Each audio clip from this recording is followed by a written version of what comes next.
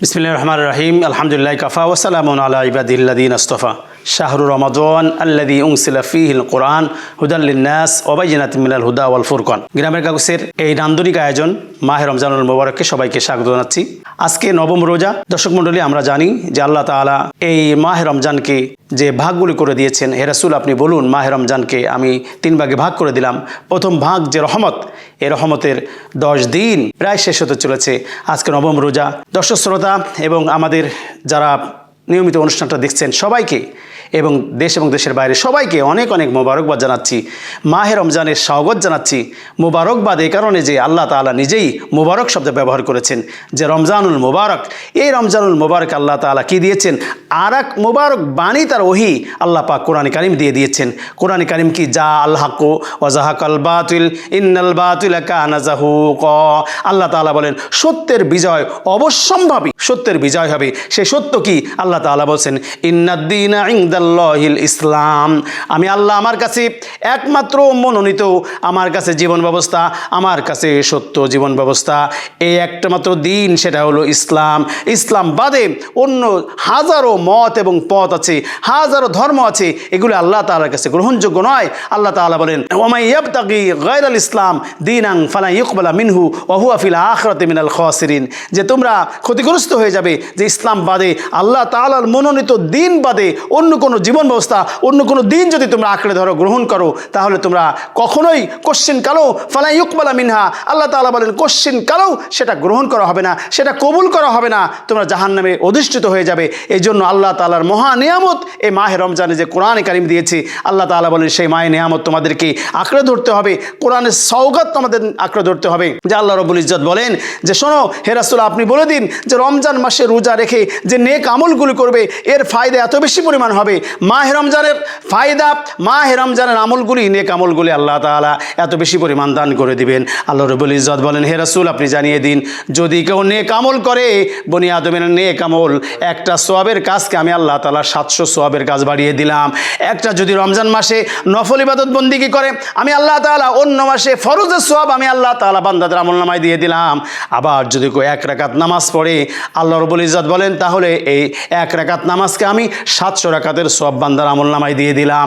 মাহে রমজানের খাতিরে আল্লাহ পাক বলেন যদি কেউ 1 টাকা আল্লাহর পথে দান করে, 700 টাকা অন্য মাসে দান করা সওয়াব ওই বান্দার আমলনামায় প্রবেশ করে দেওয়া হবে, বান্দার আমলনামায় ঢুকিয়ে দেওয়া হবে।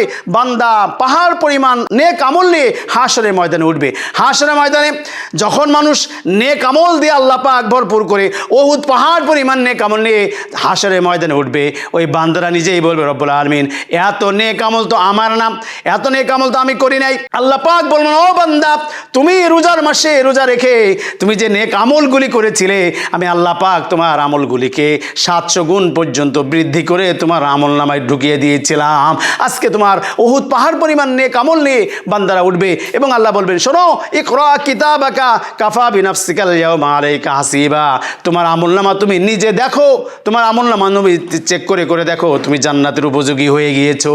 আজকে জান্নাতের দরজাগুলি আল্লাহ পাক খুলে দিয়েছেন। আল্লাহ রাব্বুল ইজ্জত বলেন হে রাসূল আপনি বলুন ইদা জা রমজান ফুতিহাত আবওয়াবুল জান্নাহ, জান্নাতের 8টি দরজা সবগুলি দরজা তুমি খুলে দাও এই রোজাদার বান্দাদের জন্য।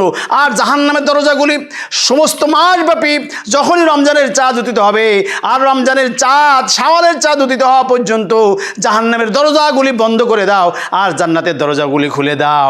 আর মানুষেরা এই মানুষের আনন্দ আল্লাহ তাআলা বলেন হে রাসূল আপনি বলে দিন আপনার জবান দিয়ে আমার বান্দা লিকা রাব্বিহি, আমার বান্দা সত্যিকারে আনন্দ মাহে রমজানের আনন্দ উপভোগ করবে যখন সে ইফতারিতে রত হয়ে যাবে এবং ইনদা ফিতরিহি ওয়া ইনদা লিকা রাব্বিহি, যখন আল্লাহ তাআলা বান্দার দিদার লাভ করবে, বান্দাকে দেখবে, রোজাদার বান্দা সরাসরি রায়্যান নামক জান্নাতের দরজা দিয়ে ঢুকে মহান আল্লাহ পাকের 70,000 নূরের পর্দা খুলে দিয়ে আল্লাহ পাক তাকে দিদার লাভ করার সুযোগ দিবেন।